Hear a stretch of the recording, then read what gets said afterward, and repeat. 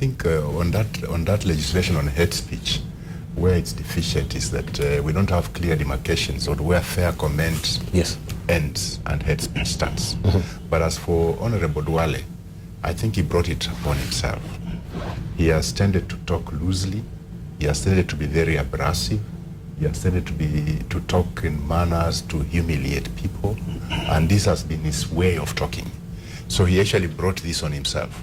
So even if it's a fake recording, he caused it by the way he has carried himself. So even if it was a fake recording and it comes out, it will be believable because of the way he has conducted himself. But if it's not fake, then that will be a very serious thing. Because I remember one time in Parliament, I actually told Honorable Duale that I don't think his ears sometimes hear what his tongue is saying, because the things he says sometimes are outrageous. So I think this he brought it upon himself. If it is fake, he's the one who allowed that space for somebody to be able to fake him doing that, because it will be believable.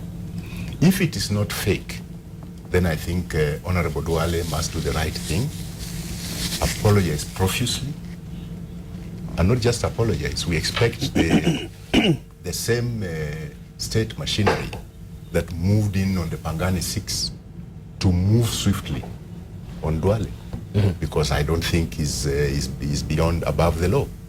Although definitely some utterances that he makes have always bordered on hate speech. Because like what he said in Bomet one time, person ya mamako, referring to the governor of Bomet, I think that bordered on hate speech.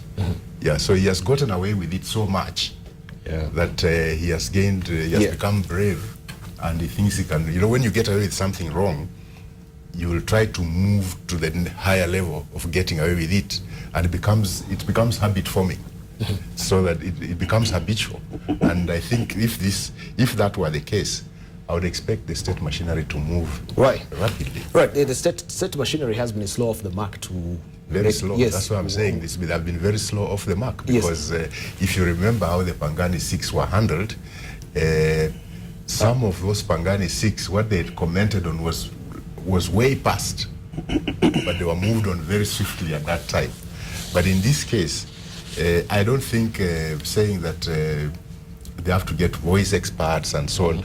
Are we saying that we don't have voice experts? Should we have any in I'm sure they must be there. By now they must have looked through this. All right, and of course they're saying they're going to do a scientific forensic audit. That's what I mean. Do we even have the equipment in the first place? If they are voice experts, then they should have gone through this already. All and, right. And the thing of talking about scientific forensic and blah blah to delay action is not acceptable.